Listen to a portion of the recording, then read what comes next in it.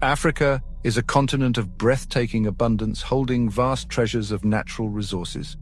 Despite this wealth, many African nations remain among the poorest globally. Millions lack access to basic necessities like clean water and healthcare. The resources that should bring prosperity often lead to turmoil instead. This paradox is rooted in a complex history of external exploitation.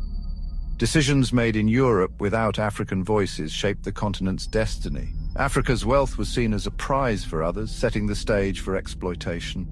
The consequences are visible in struggling economies and political instability.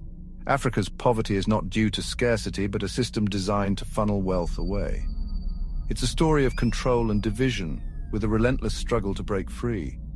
Understanding this paradox requires looking at how Africa was systematically divided. The wealth of Africa was never meant to uplift its people, but to benefit others. The story of Africa's poverty is one of a system designed to extract its wealth. In the late 19th century, Europe's industrial powers eyed Africa's resources. To avoid conflict, they convened the Berlin Conference in 1884. European leaders carved up Africa, ignoring its diverse peoples and cultures. Borders were drawn without regard for ethnic groups, creating artificial divisions. This divide-and-rule strategy made it harder for Africans to unite against colonizers. The seeds of future conflicts were sown in that conference room. These artificial borders continue to fuel instability and hinder national unity. Disputes over these borders have led to wars and internal tensions. The carving of Africa was a deliberate act of fragmentation. It made it easier for outsiders to maintain influence and control. The legacy of these borders is one of Africa's enduring challenges. The Berlin Conference's impact is a testament to the power of division. The mid-20th century brought a wave of change across Africa. Nations broke free from colonial rule, raising hopes for prosperity. However, true freedom proved elusive as neo-colonialism took hold. Former colonial powers used economic pressure to maintain influence. Debt became a powerful tool of control, trapping nations in cycles of repayment. Foreign powers propped up leaders who served their interests. Secret deals ensured foreign companies accessed resources with little benefit to locals. Leaders challenging this system faced dire consequences, often overthrown in coups. Independence was granted, but the power structure remained. The dream of genuine sovereignty faded, replaced by harsh realities. Economic policies were dictated by foreign institutions, not local needs. The illusion of independence masked a system designed to extract wealth. Africa's struggle for true independence continues against neo-colonial forces. As African nations gained independence, the Cold War gripped the world. Africa became a key battleground for superpowers seeking influence. The continent's nations were forced to choose sides in a conflict not their own. Superpowers supported leaders aligned with their ideologies, fueling proxy wars. Local disputes escalated into devastating civil wars, tearing countries apart. Millions suffered as superpowers fought for their interests. The Cold War deepened colonial divisions and empowered authoritarian leaders. Dictators received support by aligning with superpowers, crushing opposition. Calls for democracy were dismissed as rival plots. The Cold War left a legacy of violence and political decay. Africa's dream of peace was shattered by global power games. Discovering vast resources should be a blessing, but often it's a curse. The resource curse describes how wealth leads to corruption and conflict. Multinational corporations extract resources, often paying little in taxes.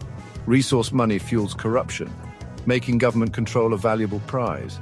Political competition becomes about seizing resource revenues, not ideas. This leads to violent conflicts over control of mines and oil fields. Reliance on raw materials cripples wider economies, creating boom and bust cycles. Governments neglect other sectors, leaving nations vulnerable to market fluctuations. The resource curse prevents stable economic development. Africa's natural wealth often benefits outsiders more than its own people. The curse of riches is a barrier to building diverse, stable economies. The Cold War is over, but competition for Africa's resources is intense.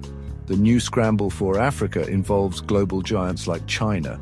China invests heavily in infrastructure, securing long-term resource contracts.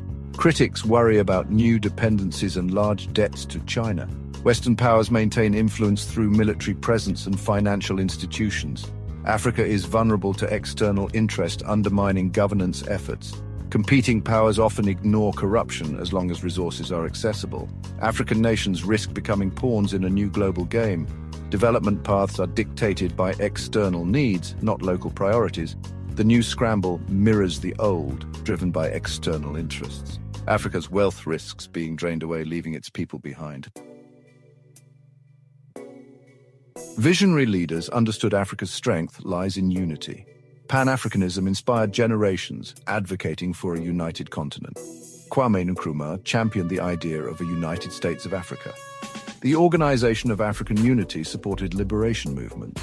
The dream faced obstacles, but unity remained a powerful force. The African Union promotes political and economic cooperation. Projects like the Continental Free Trade Area aim to boost intra-African trade. The journey towards unity is challenging but driven by Pan-Africanism. The spirit of unity continues to inspire cooperation and shared strength. Africa's future depends on overcoming divisions and working together. The dream of unity is a roadmap to true independence and prosperity. Pan-Africanism resonated with people, intellectuals, and artists. It was a cultural and intellectual movement, not just political. Thinkers like Webb Du Bois and Marcus Garvey inspired global solidarity. Cultural movements celebrated African history and identity. The Negritude movement asserted the value of black identity. Musicians like Fela Kuti called for unity and criticized corruption. Today, young Africans connect across borders, driving change. Economic initiatives like the Buy African movement support local businesses. Tech hubs create homegrown solutions to African problems. The African Continental Free Trade Area fosters intra-African trade. The old dream of unity finds new life in the 21st century. Africa's potential is held back by division and exploitation. Its poverty is a constructed condition, not natural. The strategy has always been to divide, control, and drain wealth. Understanding this history is key to changing the future. African unity is the key to dismantling this system. United Africa would be a formidable force on the global stage. Imagine a continent negotiating trade deals as a single bloc. The path to unity is challenging but necessary for true independence. The youthful population is determined to build a better future. The future must be built by Africans.